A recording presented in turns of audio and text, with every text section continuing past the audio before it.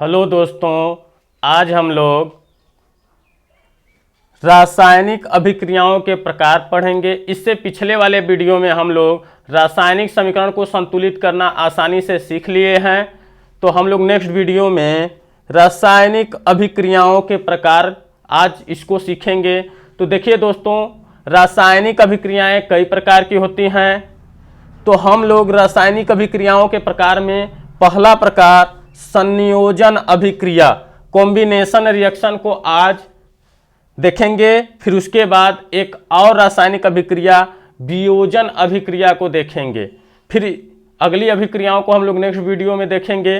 तो संयोजन अभिक्रिया, कॉम्बिनेशन रिएक्शन, तो इसको हम लोग बोल सकते हैं परिभाषा, वह रासायनिक अभिक्रिया जिसमें दो या दो से अधिक पदार्थ आपस में मिलकर या अभिक्रिया करके या संयोग करके एकल उत्पाद का निर्माण करते हैं।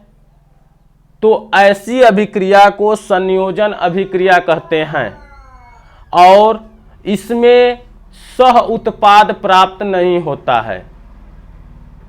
फिर इसको हम एग्जाम्पल से भी समझेंगे। तो इसका परिभाषा मैं लिख रहा हूं संयोजन अभिक्रिया का, वह रासायनिक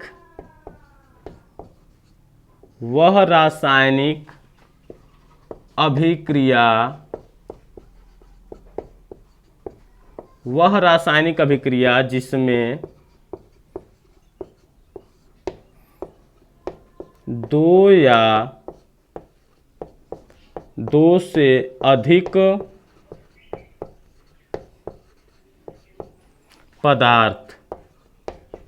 पदार्थ में आप बोल सकते हैं तत्व भी हो सकता है या यौगिक।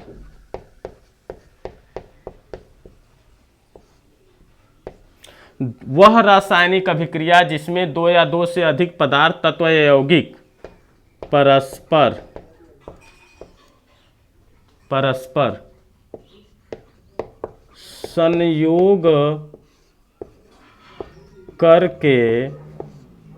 संयोग करके एकल उत्पाद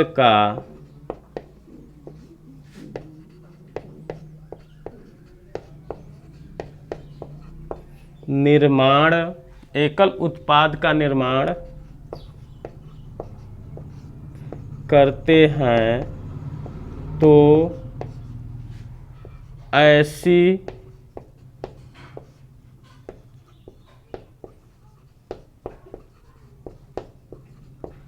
अभिक्रिया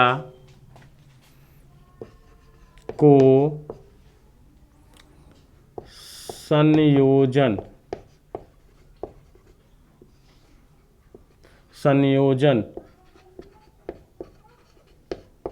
अभिक्रिया कहते हैं। इसमें सह उत्पाद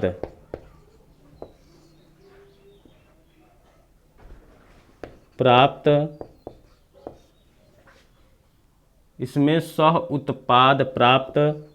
नहीं होते हैं।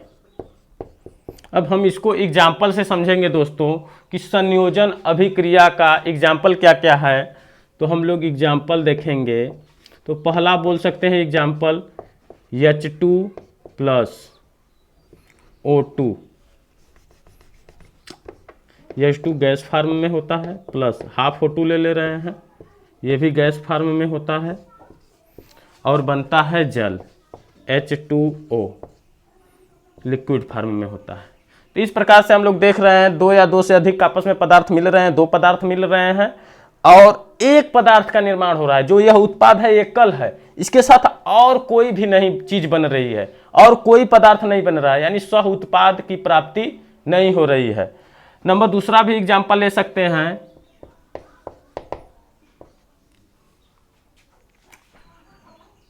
नंबर दूसरा एग्जाम्पल मान लीजिए, ले लीजिए NH3 अमोनिया गैस, फिर HCl और मिलकर ये बनते हैं NH4Cl। फिर उसके बाद एक और एग्जाम्पल आप हम लोग ले सकते हैं, नंबर तीसरा एग्जाम्पल भी हम लोग ले सकते हैं, या दो ही से आप चाहें तो रह सकते हैं, लेकिन कार्बन ले रहे हैं, फिर ऑक्सीजन, ये आपस में क्रिया करके कार्बन डाइऑक्साइड गैस का निर्माण करते हैं। तो इस प्रकार से हम लोग दोस्तों देख सकते हैं कि कार्बन यहाँ पर ठोस अवस्था में पाया जाता है, तो आप चाहें तो लिख लीजिए कार्बन ठोस अवस्था में, ऑक्सीजन आपको पता है गैस अवस्था में पाया जाता है, और कार्बन डाइऑक्साइड भी गैस अवस्था में पाया जाता है। तो हम पहला एग्जाम्पल भी देख रहे हैं, हाइड्रोजन और ऑक्सीजन आपस में क्रिया किए हैं, दो पदार्थ हैं और एकल उत्पाद किसी एक पदार्थ का निर्माण कर रहे हैं। तो यह अभिक्रिया, संयोजन अभिक्रिया ऐसी है जिसमें दो या दो से अधिक पदार्थ, तत्व या यौगिक आपस में अभिक्रिया करेंगे या संयोग करेंगे और एकल उत्पाद का निर्माण करते हैं। इसमें दो पदार्थ का निर्माण नहीं होता है, इसमें कोई भी पदार्थ स्व उत्पाद के रूप में नहीं प्राप्त होता है। तो इस प्रकार से हम लोग एक बार और संयोजन अभिक्रिया को समझ लेते हैं। वह रासायनिक अभिक्रिया जिसमें दो या दो से अधिक पदार्थ, तत्व या यौगिक परस्पर संयोग करके एकल उत्पाद का निर्माण करते हैं, तो ऐसी अभिक्रिया को संयोजन अभिक्रिया कहते हैं। इसमें सह उत्पाद प्राप्त नहीं होते हैं। एग्जाम्पल में हम लोग जल का एग्जाम्पल ले लिए कि जल कैसे बनता है, ये अमोनिया है और ये हाइड्रोक्लोरिक अम्ल है, NH4Cl अमोनियम क्लोराइड है, यह कार्बन है, यह ऑक्सीजन गैस है, ये आपस में क्रिया करके कार्बन डाइऑक्साइड गैस का निर्माण करते हैं। तो इस प्रकार से दोस्तों हम लोग संयोजन अभिक्रिया को आसानी से समझ लिए हैं। अब हम लोग वियोजन अभिक्रिया को देखेंगे।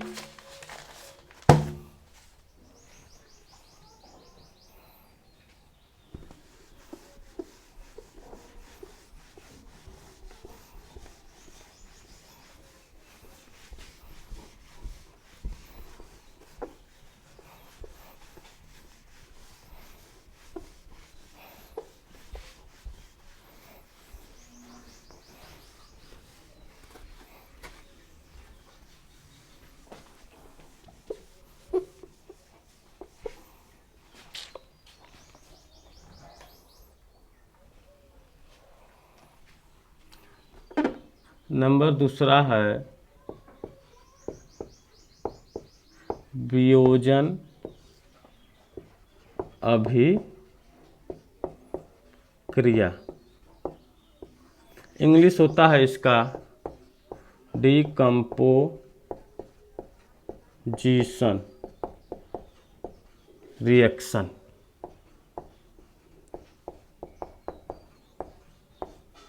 इसका परिभाषा हम लोग जानेंगे दोस्तों। वह रासायनिक अभिक्रिया, देखिए वह संयोजन अभिक्रिया था, यह वियोजन अभिक्रिया, यानी कोई एक पदार्थ रहेगा वह अपने लघु यौगिकों में टूट जाएगा। तो हम लोग इसका परिभाषा भी बोल सकते हैं, वह रासायनिक अभिक्रिया जिसमें कोई बड़ा पदार्थ अपने छोटे छोटे यौगिकों में या छोटे छोटे तत्वों या परमाणुओं में विघटित हो जाए या टूट जाए बाह्य कारकों के प्रभाव से। इसमें जब तक बाह्य कारक नहीं आएंगे तब तक कोई भी पदार्थ अपने से वियोजित नहीं होगा। बाह्य कारकों में जैसे मान लीजिए सूर्य का प्रकाश बाह्य कारक हो गया एक, या इलेक्ट्रिसिटी, विद्युत भी एक प्रकार का बाह्य प्रभाव है, या फिर उसके बाद हम किसी जरिए पदार्थ का हम लोग टेम्परेचर बढ़ा दें, तो ये सभी बाह्य प्रभाव है, बाह्य कारक प्रभाव है।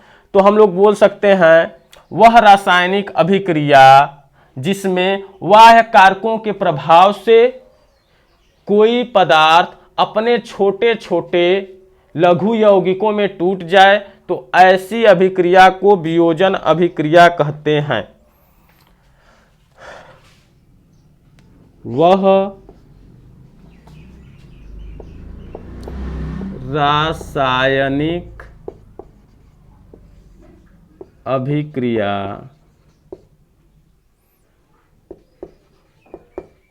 वह रासायनिक अभिक्रिया जिसमें बाह्य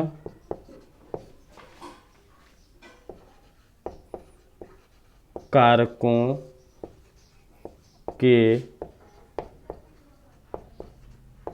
प्रभाव से पदार्थ बाह्य कारकों के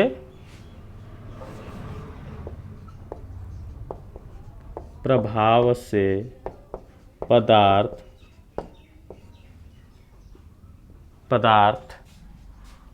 अपने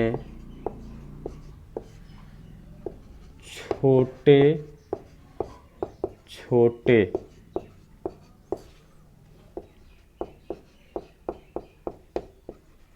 यौगिकों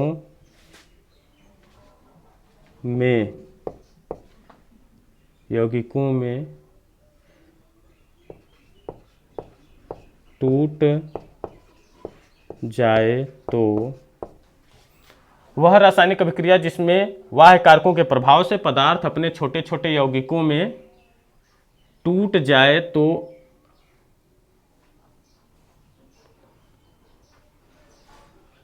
तो ऐसी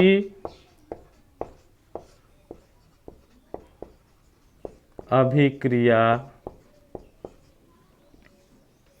को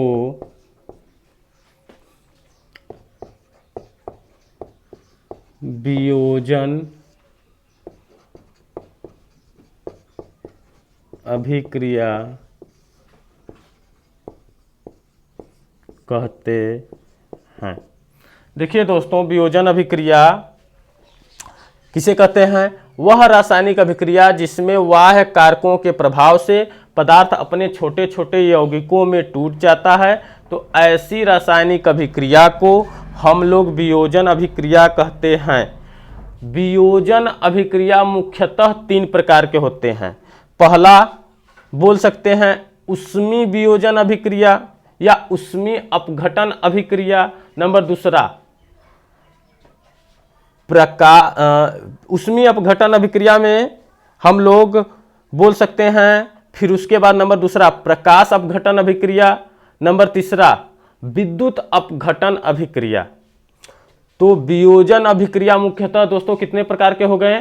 3 प्रकार के हो गए। पहला ऊष्मीय अपघटन अभिक्रिया, नंबर दूसरा प्रकाश अपघटन अभिक्रिया, नंबर तीसरा वैद्युत अपघटन अभिक्रिया।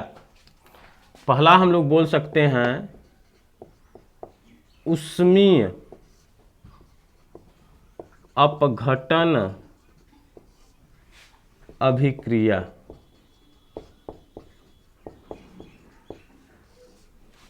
यानी हीट डिकम्पोजिशन रिएक्शन। नंबर दूसरा ऊष्मीय अपघटन अभिक्रिया प्रकाश अपघटन अभिक्रिया।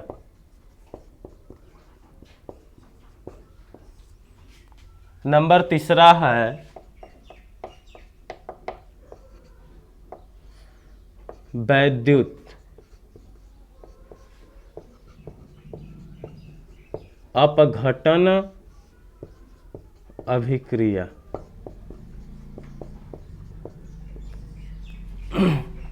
वियोजन अभिक्रिया कितने प्रकार के होते हैं दोस्तों?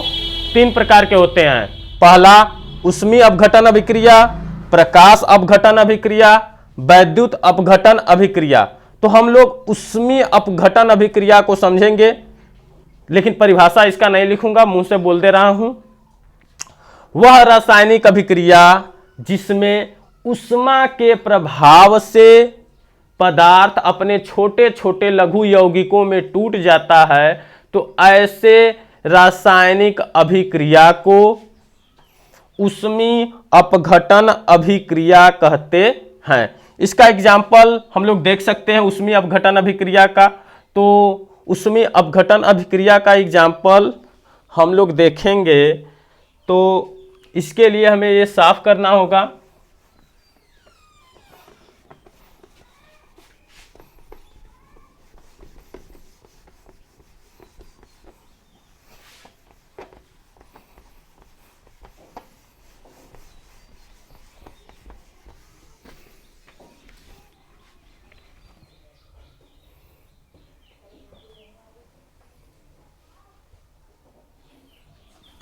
देखिए CaCO3 ऊष्मा का प्रभाव, ये देखिए CaCO3 है, कैल्शियम कार्बोनेट है। तो जब इस पर ऊष्मा का प्रभाव पड़ता है, जब इस पे ऊष्मा पड़ती है तो यह CaO और इसमें से कार्बन डाइऑक्साइड गैस बाहर निकल जाती है। यानी जब इसमें ऊष्मा पड़ेगा, यह ऊष्मीय अपघटन अभिक्रिया है। जब इस यौगिक पर ऊष्मा का प्रभाव पड़ेगा तो ये अपने छोटे छोटे लघु यौगिकों में टूट जाता है। जैसे ही ऊष्मा पड़ा, यह कैल्शियम ऑक्साइड और कार्बन डाइऑक्साइड के रूप में टूट गया। इसमें से कार्बन डाइऑक्साइड गैस बाहर निकल जाएगी और CaO सिर्फ बचेगा। तो यानी हम ऊष्मीय अपघटन अभिक्रिया का परिभाषा बोल सकते हैं, वह रासायनिक अभिक्रिया जिसमें ऊष्मा के प्रभाव से यौगिक अपने छोटे छोटे लघु यौगिकों में टूट जाता है। तो ऐसी रासायनिक अभिक्रिया को हम लोग ऊष्मीय अपघटन अभिक्रिया कहते हैं। इसका एग्जाम्पल CaCO3 ऊष्मा का प्रभाव लिखकर CaO + CO2 हम लोग आसानी से लिख सकते हैं। अब नंबर दूसरा पर आते हैं हम लोग।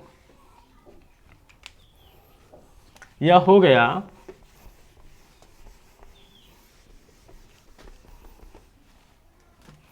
अब हम लोग प्रकाश अपघटन अभिक्रिया की बात करेंगे। तो प्रकाश अपघटन अभिक्रिया का भी परिभाषा इसी तरह है, वह रासायनिक अभिक्रिया जिसमें प्रकाश के यानी सूर्य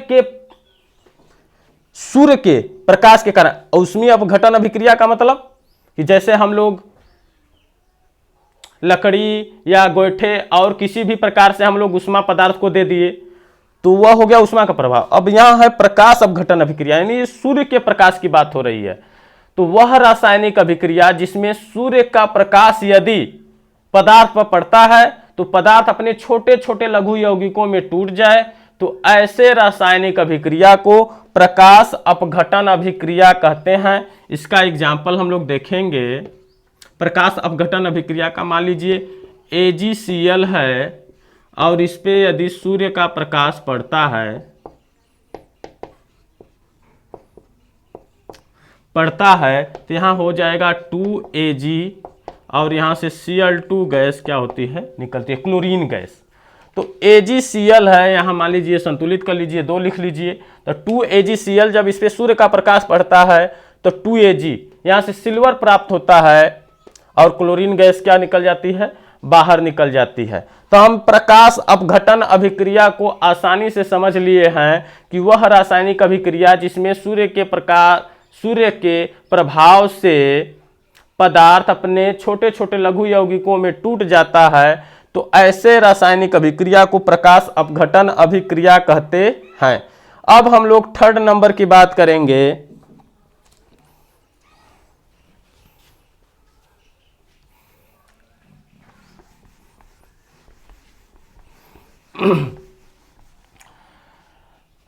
ये हो गया वैद्युत अपघटन अभिक्रिया। तो विद्युत अपघटन अभिक्रिया को हम लोग समझेंगे तो वह रासायनिक अभिक्रिया जिसमें विद्युत के प्रभाव के कारण पदार्थ अपने छोटे छोटे लघु यौगिकों में टूट जाता है, तो ऐसे रासायनिक अभिक्रिया को वैद्युत अपघटन अभिक्रिया कहते हैं। तो हम इसका भी एग्जाम्पल देखेंगे। तो मान लीजिए जल हम ले रहे हैं, तो जल ले रहे हैं, इसका वैद्युत अपघटन कराएंगे, यानी इसमें विद्युत धारा प्रवाहित कराएंगे। विद्युत धारा प्रवाहित करने पर विद्युत के प्रभाव के कारण, तो ये यहाँ 2 से गुणा कर दीजिए, तो यहाँ बनता है 2H2 + O2 और यहाँ से ऑक्सीजन गैस क्या होती है, रिलीज होती है, निकलती है। तो इस प्रकार से हम लोग वैद्युत अपघटन अभिक्रिया को आसानी से समझ लिए हैं कि जो जल है उसमें विद्युत धारा प्रवाहित किया जाए या वैद्युत अपघटन कराया जाए। यदि इतना लिखना आपको अच्छा नहीं लग रहा है तो सिर्फ यहाँ लिखा जा सकता है वैद्युत अपघटन कराएंगे तो हाइड्रोजन गैस और ऑक्सीजन गैस का निर्माण होगा और ये दोनों रिलीज हो जाएंगी। तो इस प्रकार से हम लोग आज संयोजन अभिक्रिया और वियोजन अभिक्रिया को आसानी से समझ लिए हैं। अब इसके नेक्स्ट वीडियो में हम लोग और रासायनिक अभिक्रियाओं के प्रकार को देखेंगे। आज के लिए इतना ही, धन्यवाद।